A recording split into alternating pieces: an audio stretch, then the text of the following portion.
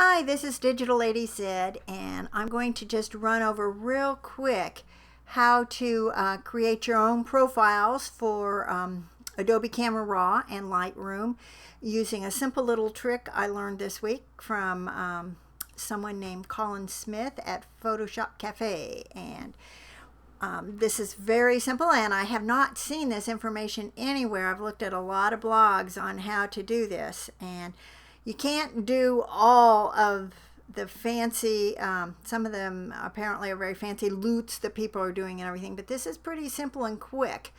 And I'm going to show you a couple ways to do this. So let's just get going real quick. This is an image that I have taken at Vieira Wetlands a while back. And what we're going to do is we're going to go into the Camera Raw filter. Now, you could do this from Adobe Camera Raw either way, but the filter, since I use Lightroom, and you cannot make these profiles with Lightroom, you have to do everything in Adobe Camera Raw. I'm going to use this file, which has not been touched. I just opened it up from Lightroom, but have not done any corrections to it. Now, I'm going to go over to the Presets tab, which is the far one on the right here. And as you can see, I've got a whole bunch of presets, and I found there's no way to toggle down until you click on something. So I'm going to click on that, and now once I open one up, I get this here. So that seems to be a little bit of a glitch, but I'm going to show you how to apply one of the presets I have. Let's just do something that's real obvious here. I'm going to make one out of, I mean, these are anybody's presets that you have. These are all wonderful presets, that different kinds, really good ones. I'm going to choose one real quick here that, look how that's jumping around. That's interesting. All right, let's just choose one. I've not had a problem with this. Wow.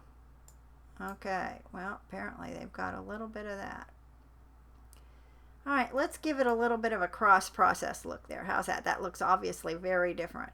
Now, I'm going to say, yeah, you know, maybe I want to go back and fix a couple things in it, so I can go in here and maybe just adjust that exposure a little bit, maybe some highlights or something. I don't know, something just to give it a little more look here. Okay, we're not going to do a lot to it, but maybe just a bit. Okay, now I'm going to say, let's save this as a profile. So I'm going to go down here and see, this is a new preset button down here on the far right corner. If you hold the Alt key, voila, you get something called a user profile. And I'm just going to name this as SJ. I'm going to name it SJ cross process warm and blue.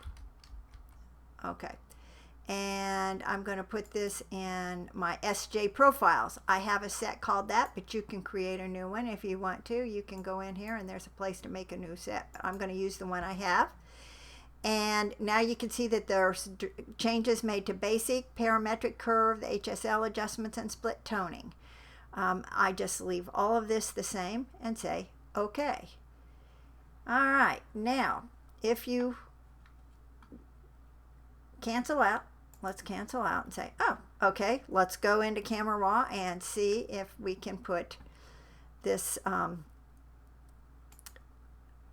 profile back on, which I wrote a little bit in my blog about what these profiles are, but they're essentially just like a film that you're putting on top of the whole image, as opposed to a preset that had all the changes and sliders moving around. The profile is just all set to the basic 0. So you'll see that when we go into Adobe Camera, the Camera Raw filter again. And this time you have to go to the basic, the first tab. And if you look here, right there's the profile. It says color, that's the default. If you open this up, you'll see those are my favorites. If I go down here to my SID SJ profiles, there's my profile. I'm going to say, okay. I'm going to say, where's the close?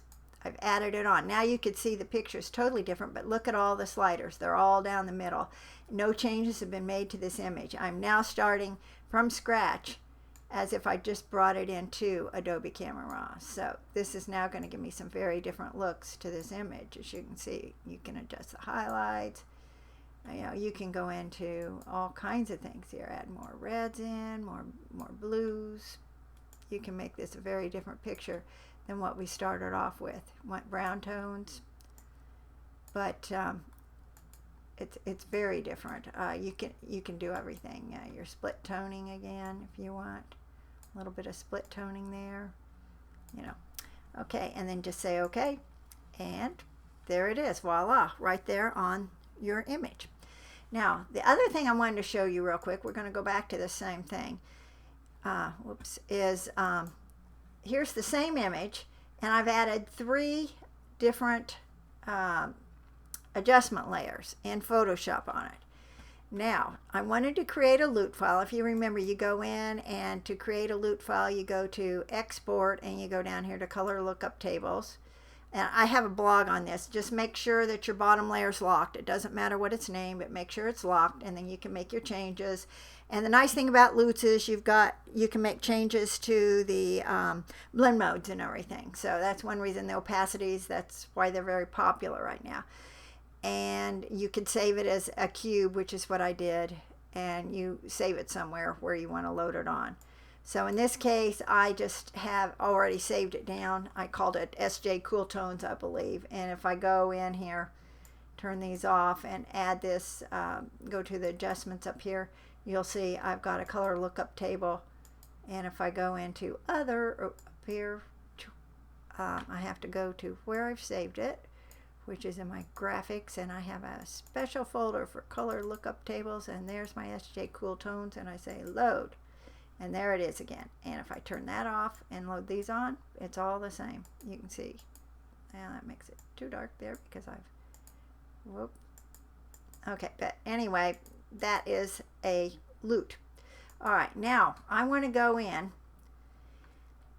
and I want to save this. I'm going to go to another new picture of this, and I want to save this, those LUTs as a profile. We're going to go back into Camera Raw Filter, and this time we're going to go back over here, and I'm not going to make any changes to this. I'm not adding a preset or anything. All I'm going to do, in spite of it saying yes you are, I'm going to close that up to make sure nothing's been added to this. But I'm going to go down to that new preset file again, and I'm going to go, whoops, I got the preset, I hit the wrong button there. Let's do it again. Alt and click on it, and there it is. Now this time I'm going to go down to the color lookup table, and it takes me to my color lookup tables. If I do the SJ Cool Tone, which I will, which I had saved down, I'm going to say open, and I'm going to give it a title, SJ Cool Tone, and I'm going to say okay. I want to put this in my SJ profiles, and I'm going to say okay. Now if I go back over to my first button here, and I open up the square, or the browser there for the profiles, and I go down to SJ profiles, there it is, SJ Cool Tones. I do okay, and it has been applied.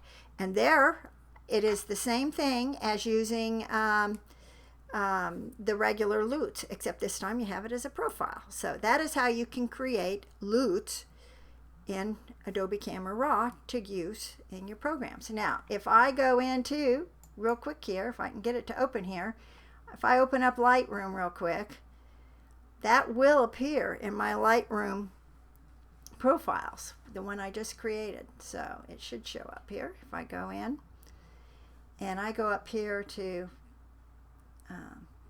my develop module, there's the same picture, and there's my profiles. If I click on my browser, down here, SJ Cool Tone, I've got several in here I've created.